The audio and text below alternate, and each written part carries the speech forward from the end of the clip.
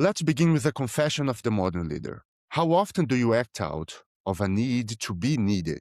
How often do you jump into a crisis before anyone else has even finished defining the problem?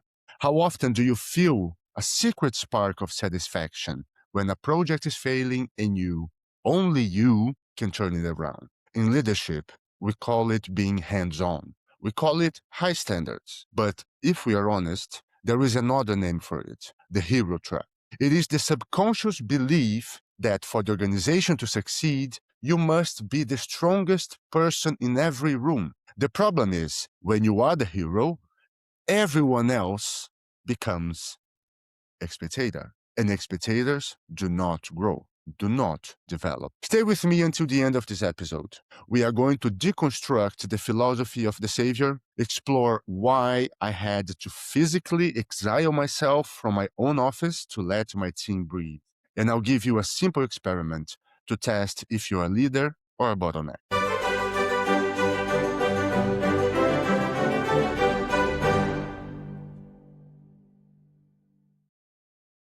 Hello, everyone.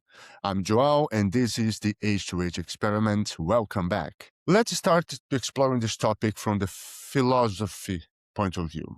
To understand the hero trap, we have to look at the philosophy of power. Friedrich Nietzsche spoke famously about the will to power, the innate drive in humans to reach the highest possible position in life. But in the context of leadership, the hero suffers from a distorted version of this, the will to be essential. Nietzsche also wrote about the overman, someone who creates their own values and transcends the common. The hero leader mistakenly thinks they are the only overman in the building. They believe that their strength is measured by how much they can carry. But there is a deeper philosophical cost here. When you carry it all, you prevent others from their own becoming. By always being the savior, you are practicing what I call compassionate colonization. You are colonizing the intellectual and emotional space of your team. You are taking away their right to struggle, their right to fail, and ultimately, their right to evolve in their own version of the overman. If you are always the sun, your team will always be in the shade. And no one, absolutely no one, grows in a permanent shadow. Now, let's explore from a psychological standpoint. The hero trap is anchored in the Karpman drama triangle. In this model, there are three roles: the victim, the persecutor, and the rescuer. The hero lives in the rescuer position. The trap is that the rescuer needs a victim to remain a rescuer. If your team becomes fully empowered, autonomous, and capable, your hero identity dies. When you save a team member from a difficult task, you are not helping them. You are validating your own importance. Every time you swoop in, you send a silent psychological message.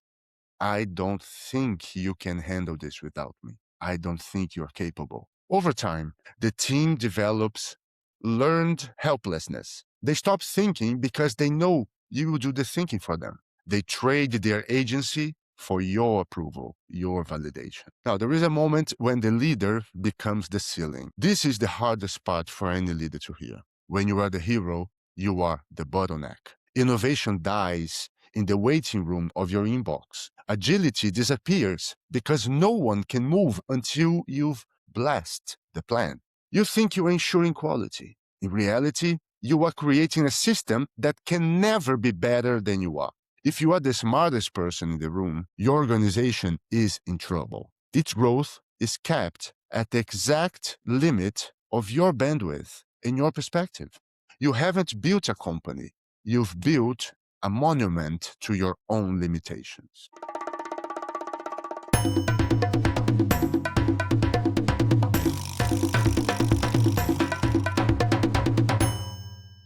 Now I'm going to share a bit of my story on this topic. I had to look in the mirror recently and admit that I was the hero of my own story, and it was a problem. I realized I was jumping in to save situations not because the team needed me, but because I needed the comfort of being in control. But the hero reflex was so fast that I couldn't just think my way out of it. I had to physically remove myself. I started traveling more for work, not because the meetings elsewhere were more important, but because I needed to be unavailable. I had to create a literal physical distance so that the team had no choice but to fill the vacuum. I remember sitting in a hotel room thousands of miles away, watching a problem unfold on our communication channels, emails coming in and out, Teams messages coming in and out. My heart was racing, my palms were sweaty. My instinct was screaming at me to chime in, to fix it, to save them. But I stayed silent. And you know what happened? They didn't just solve it. They solved it differently and in many ways better than I would have.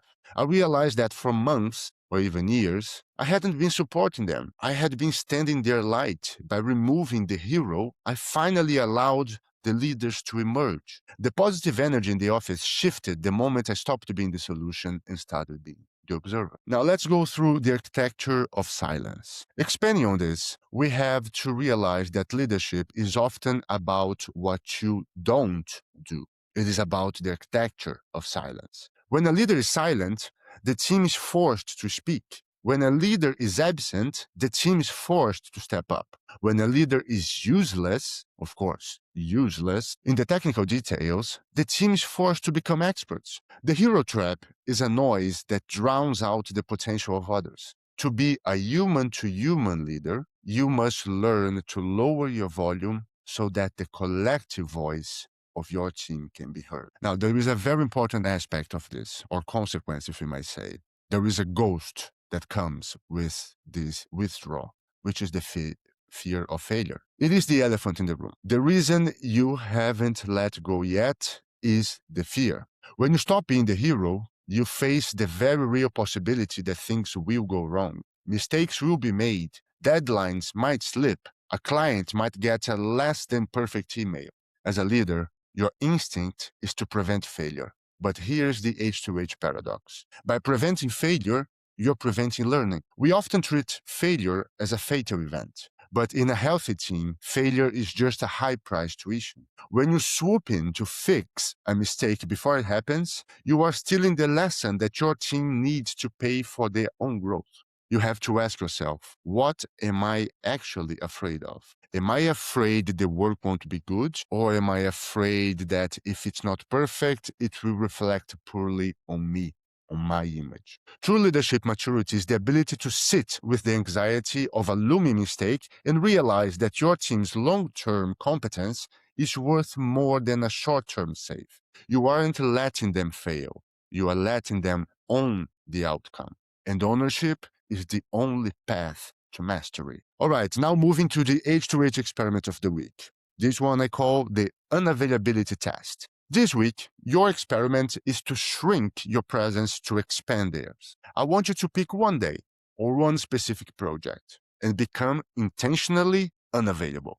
Don't give the answer, even if you have it. Don't jump in to the email thread, even if you see a mistake being made. When someone asks, "What should we do?" respond with, "I trust your judgment. Tell me what you decided at the end of the day." As you do this, watch your internal reaction. If you feel anxious, that is the hero trap trying to pull you back in.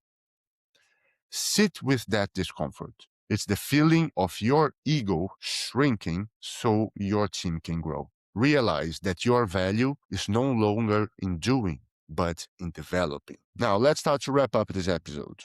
Being a hero is easy. It's reactive. It's a shortcut to feel important. It's putting yourself in the spotlight. It's being on the stage. Being a leader is harder. It requires the discipline to be unnecessary. Your job is not to save the day. Your job is to build a culture where the day doesn't need saving because you've built a team of heroes. If this episode resonated with you, I invite you to dive deeper into our work. Follow our latest reflection and articles on LinkedIn, as well as in the h2hexperiment.com website or in the ECXO platform, where we also post our articles. And for a comprehensive guide on transforming your leadership and organization, check out the HX Revolution Books series available on Amazon. The 3 books are already released, so go and check it out. Thank you for listening. Thank you for the silence. And thank you for having the courage to be useless. Because the more you do, the less they grow. Choose their growth over your ego. Bye.